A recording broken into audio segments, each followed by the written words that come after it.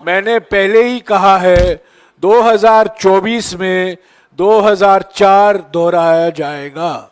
20 साल बाद 2004 में आप याद कीजिए, सभी एग्जिट पोल ने अटल बिहारी वाजपेयी जी की सरकार को निर्णायक प्रचंड बहुमत दिया था। सिर्फ बहुमत नहीं, प्रचंड बहुमत दिया था 2004 में। पर सरकार कांग्रेस पार्टी और यूपीए गठबंधन की बनी। 20 साल बाद वही इतिहास दोहराया जाएगा। जयराम सर, मेरा आपसे सवाल है। अभी हमने देखा कि 11 राज्यों के आपके प्रदेश अध्यक्षों ने जो आंकड़े दिए, उसमें लगभग कांग्रेस को 125 के आसपास सीटें मिलती हुई नजर आ रही हैं 11 राज्यों में ही। ओवरऑल जो आप 295 का आंकड़ा इंडिया गठबंधन के लिए बता रहे हैं, कांग्रेस को कितनी सीटें मिल रही हैं उस 295 में से? और क्या राज्यवार, जैसे आप चैनलों के एग्जिट पोल पर सवाल खड़े कर रहे हैं, क्या कांग्रेस राज्यवार कोई आंकड़ा दे सकती है कि इंडिया गठबंधन को राज्यवार कितनी सीटें मिल रही हैं? और आखिरी चीज कि न्यूज चैनलों पर जो एग्जिट पोल हुए हैं वो एक पेशेवर तरीके से एजेंसी के द्वारा किए गए हैं। कांग्रेस का जो 295 का आंकड़ा है, ये किस सर्वे एजेंसी ने किया है? देखिए, इसका नाम ही जनता का पोल है, तो हमारे तमाम जो गठबंधन के सदस्य साथी हैं, कोई ऐसे तो है नहीं कि आर्म चेयर लीडर्स हैं, आर्म चेयर पॉलिटिशियंस हैं, एसी कमरों में बैठकर आंकड़े निकालते हैं, ऐसे लोग तो कोई नहीं है। सब सड़क से जुड़े हुए, ज़मीन से जुड़े हुए, गांव ढाणी से जुड़े हुए लोग हैं। तो वो उनको जो फीडबैक उनके ग्राउंड से आया, उनके वर्कर्स से आया, उनके कार्यकर्ताओं से आया, और सबने अपनी अपनी एजेंसीज भी हायर की थी। ऐसा नहीं कि लोग ट्रैक नहीं कर रहे थे, सब कर रहे थे।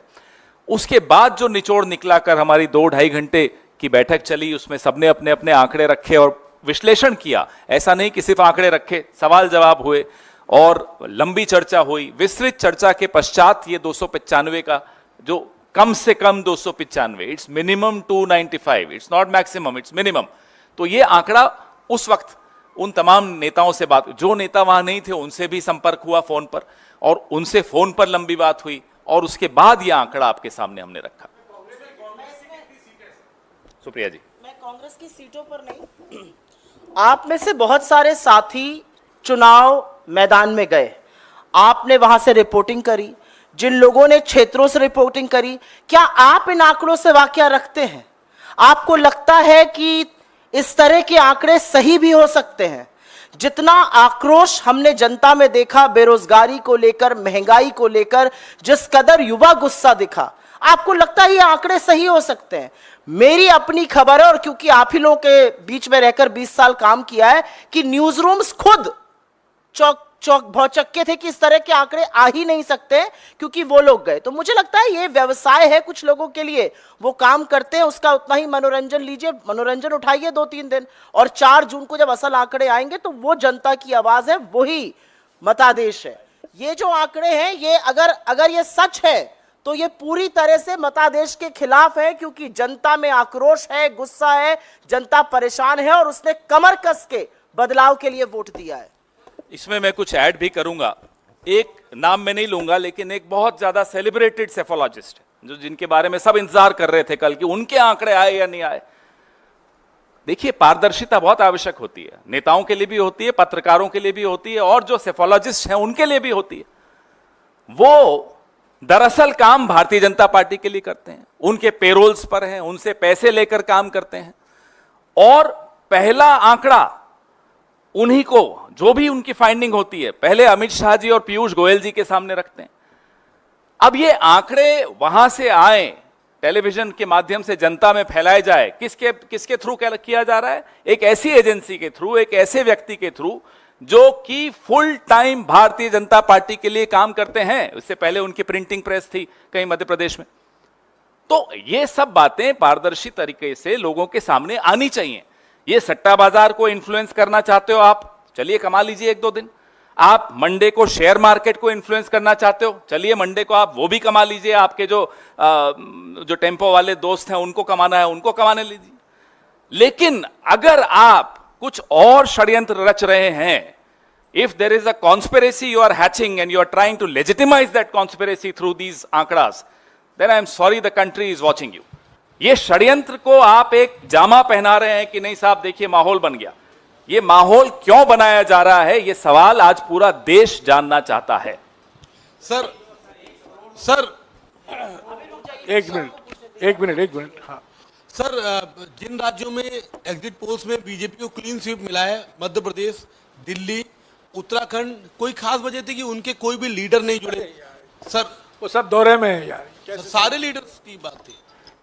इलेक्शन चल रहा हो वहां तो हाँ बिल्कुल, बहुत सही बात। जहां 1-1.5 करोड़ वोट बढ़ जाएं, वो सवाल नहीं पूछ रहे आप। 2.5 करोड़, जहां 10 लाख ईवीएम्स मिसिंग है, वो सवाल नहीं पूछ रहे, वो कॉन्स्पिरेसी नहीं दिख रही। जहां वो जिसको आप माई पोल एग्जिस्ट जो भी नाम है उसका, वो बीजेपी का कार्यकर्ता समझ लीजिए, वो सवाल नहीं पूछ रहे आप। यार कमाल कर रहे हो। 2.5 crore. Jairam sir, one question about what the concern you have raised to the ECIs, that the Home Minister is making calls to 150 DMs. Now the ECI has responded to it, and they have also asked the detailed information from your side, and they have said that no DM has mentioned about any such kind of influence being made by some of the person which is being there in the power. ये सब मानव वैज्ञानिक खेल है। निवर्तमान गृह मंत्री DM और collector से बात करते हैं 150, प्रधानमंत्री अफसरों को बुलाते हैं और 100 दिन का प्लान के बारे में बात करते हैं। निवर्तमान प्रधानमंत्री हैं। पहला ऐसा कभी नहीं हुआ है कि चुनाव के नतीजे के 2 दिन पहले प्रधानमंत्री, मैंने भी कई प्रधानमंत्री देखे हैं, कई प्रधानमंत्री के साथ मैंने भी काम किया है, ऐसा कभी नहीं हुआ है कि चुनाव के 2 दिन पहले मीटिंग बुला रहे हैं कि 100 दिन में हम क्या करेंगे। ऐसा कभी नहीं हुआ है। ट्रांसफर पोस्टिंग हुआ है। हमने इस पर शिकायतें की हैं, ऑर्डर निकाला गया है। ट्रांसफर पोस्टिंग, कंपनियों को ठेका दिया गया है, नीति जो नीतियां हैं उसमें बदलाव लाया गया है। सब हमने इलेक्शन कमीशन के संज्ञान में लाया है, उनको जानकारी दी है। 117 शिकायतें हमने की है। तो ये सब धमकी की एक रणनीति है इनकी, एक डर फैला रहे हैं, एक मनोवैज्ञानिक खेल खेला जा रहा है कि हम सत्ता में वापस आ रहे हैं। तो 4 तारीख को निष्पक्ष तरीके से काउंटिंग होना जरूरी है। आज कांग्रेस अध्यक्ष और राहुल जी ने हमारे उम्मीदवारों के साथ बातचीत की। एक चेकलिस्ट सभी उम्मीदवारों के पास है। आज सुबह हमारे कोषाध्यक्ष ने एक मुद्दा उठाया काउंटिंग एजेंट को लेकर, और इलेक्शन आयोग से कुछ ही समय के अंदर एक स्पष्टीकरण भी आया। पर सवाल यह है कि शक कैसे पैदा हुआ। जो हमारे ट्रेजरर अजय माकन ने मुद्दा उठाया था वो सही था, अगर वो नहीं उठाए होते तो ये स्पष्टीकरण भी नहीं आता। तो चुनाव आयोग को भी निष्पक्ष रहना है, संवैधानिक संस्था है, सब लोग देख रहे हैं, सबकी निगाहें सिर्फ पार्टियों पर नहीं है, उम्मीदवारों पर नहीं है, सबकी निगाहें इलेक्शन कमीशन पर भी है। पर अब तक जिस तरीके से इलेक्शन कमीशन ने अपना कार्य काम किया है, हमें विश्वास बिल्कुल देता ही नहीं है। पर आज भी हम उम्मीद करते हैं, क्योंकि हम चुनाव आयोग एक संवैधानिक संस्था है, उसका सम्मान करते हैं, उसकी एक गरिमा होती है और उनको निष्पक्ष तरीके से काम करना चाहिए। जयराम जी, एक सवाल है जो आप लोगों का अनुमान था और जो एग्जिट पोल आए हैं।